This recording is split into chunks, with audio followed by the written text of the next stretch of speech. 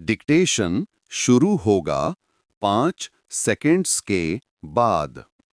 5, 4, 3, 2, 1।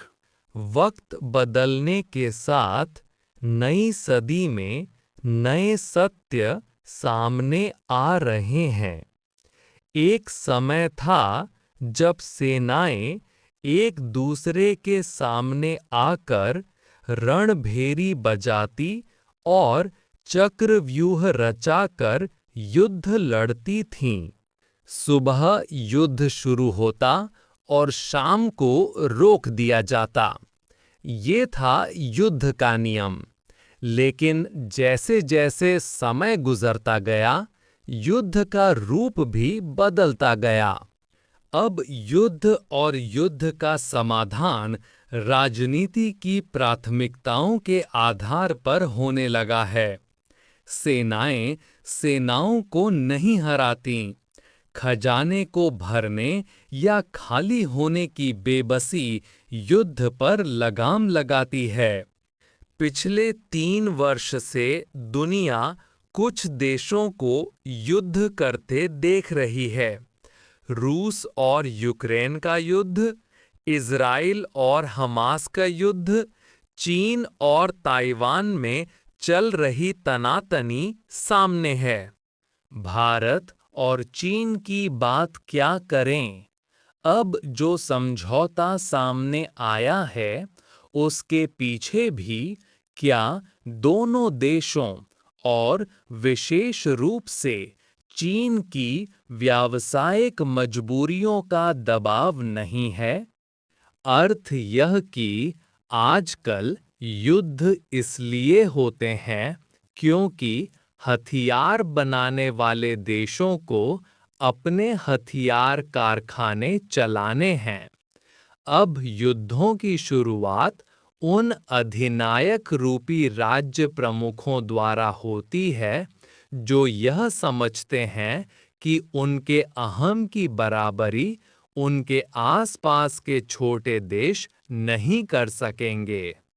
फिर पर्दे के पीछे का खेल शुरू हो जाता है। एक छोटे से देश को दुनिया के चंद समृद्ध देश थपकी देकर एक बड़े देश के साथ भिड़ा देते हैं। रूस और यूक्रेन का उदाहरण सामने है। संवाद की बात होती है, समाधान की बात होती है, लेकिन हथियारों और गोला बारूद की आपूर्ति दोनों ओर से रुकती नहीं। विध्वंस का तांडव थमता ही नहीं। यह तो हथियार बनाने वाले बड़े-बड़े देशों की मजबूरी है कि अगर युद्ध छिड़ गया है तो उसे लंबा खिंचने दें। वैश्विक परिदृश्य में एक नई हलचल दिख रही है। यह हलचल अमेरिका के राष्ट्रपति डोनाल्ड ट्रंप ने पैदा की है।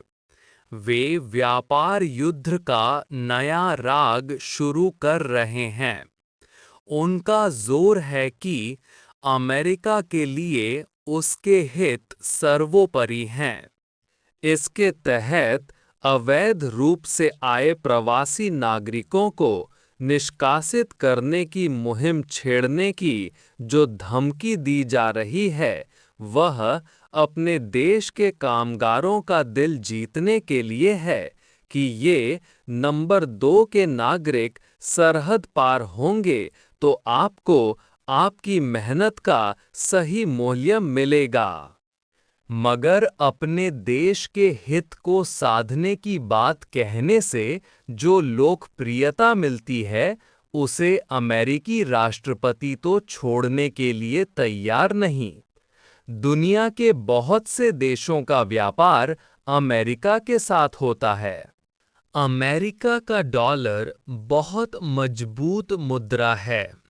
मुद्रा तब मजबूत होती है जब उस देश से निर्यात ही निर्यात का माहौल खुलता रहे और उसके आयात की ज़रूरतें इतनी अनिवार्य न हों।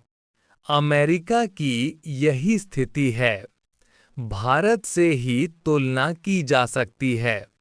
देखते ही देखते हमारी आयात आधारित व्यवस्था ने भारतीय रुपए का मूल्य अमेरिका के डॉलर के मुकाबले में 70 से 86 रुपए तक गिरते हुए देख लिया। अभी भी हालात में सुधार नहीं हो सका। रुपया लगातार गिर ही रहा है। अमेरिका की नाराजगी कनाडा, मेक्सिको और चीन से भी है। पिछले दिनों ब्रिक्स देशों ने उनके अतिरिक्त तीसरी दुनिया के देशों ने भी फैसला किया कि अंतर्राष्ट्रीय विनिमय में डॉलर ही सर्वोपरि क्यों रहे।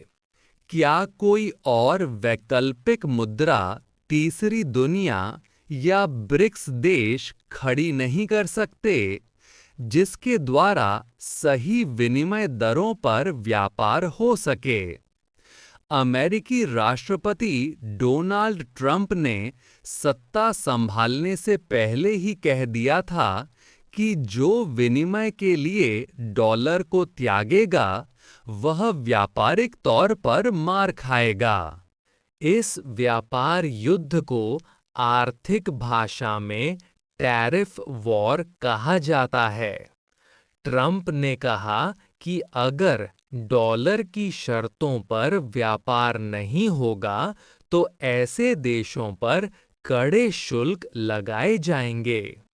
अब सिर्फ धमकी नहीं, कर युद्ध भी छेड़ दिया गया है। सबसे पहले ट्रंप ने मेक्सिको, कनाडा और चीन से आयातित वस्तुओं पर कर लगाने संबंधी एक आदेश पर बीते दिनों हस्ताक्षर कर दिए। चीन, मेक्सिको और कनाडा ही सबसे पहले वे देश हैं जो अपनी ऊंची कर दरों से अमेरिकी व्यापार घाटे को बढ़ाते हैं। चीन से 30.2%, कनाडा से 14% और अमेरिका से 19% का घाटा होता है। ट्रंप ने कहा था कि मैं ऐसे देशों पर शुल्क लगाने का वादा करता हूं। इन देशों में भारत का नाम भी आता था, क्योंकि ट्रंप के अनुसार भारत ने भी अपने निर्यातों पर भारी कर लगा रखा है। हमारा व्यापार उसके साथ हुए कुल व्यापार का केवल 3.2% है। इसलिए जो व्यापार युद्ध अब छिड़ा है, इसमें फिलहाल भारत का नाम नहीं है।